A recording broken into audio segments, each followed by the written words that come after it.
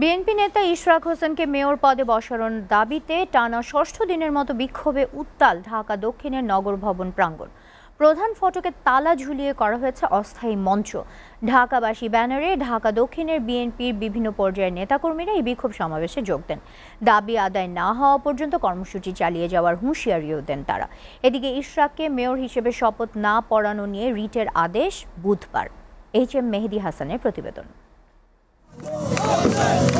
BNP নেতা ইশরাক হোসেনকে mayor পদে বসানোর দাবিতে মঙ্গলবারও বিক্ষোভে উত্তাল ঢাকা দক্ষিণের নগর ভবনের আশপাশ।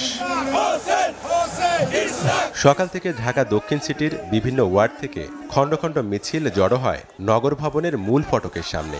এতে বঙ্গবাজার থেকে গোলাপশাহ মাজার পর্যন্ত সড়কে বন্ধ থাকে যান চলাচল। বিগত দিনে স্বৈরাচার শেখ হাসিনা যে আচরণ করেছিল সেই শেখ হাসিনার আচরণের একটা পুনঃপ্রকাশ। এখনো সময় আছে, স্বল্প সময়ের মধ্যে ইশরাক হোসেনের শপথ অনুষ্ঠান আয়োজন করুন। ওনার যে কার্যক্রম, এই ভয় পেয়ে বর্তমান সরকার ওনাকে নগরবাসী সেবা করার সুযোগ দিচ্ছে না। বিক্ষোভ কর্মসূচি চলমান থাকায় আজও বন্ধ রয়েছে ঢাকা দক্ষিণ সিটি কর্পোরেশনের নিয়মিত কার্যক্রম। সোমবার থেকেই প্রধান ফটকে তালা ঝুলিয়ে দিয়েছেন বিক্ষোভকারীরা।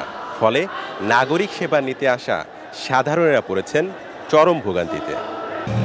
বিক্ষোভকারীরা বলছেন, শিগগিরই ইশরাক হোসেনকে শপথ পড়ানো না হলে দেয়া হবে আরও কঠোর কর্মসূচি। বিভিন্ন প্রতিবন্ধকতা এখন সৃষ্টি হয়েছে জনগণের প্রতিনিধি না থাকায়। এরা যতদিন আমরা ঈশ্বর ভাইকে বসতে না দেবে ততদিন আমরা এর আন্দোলন চালাইতে থাকবো। স্লোগান আর প্রতিবাদী গান গেয়ে মঙ্গলবার বিকেল 5টা পর্যন্ত চলে ঢাকাবাসীর ষষ্ঠ দিনের কর্মসূচি।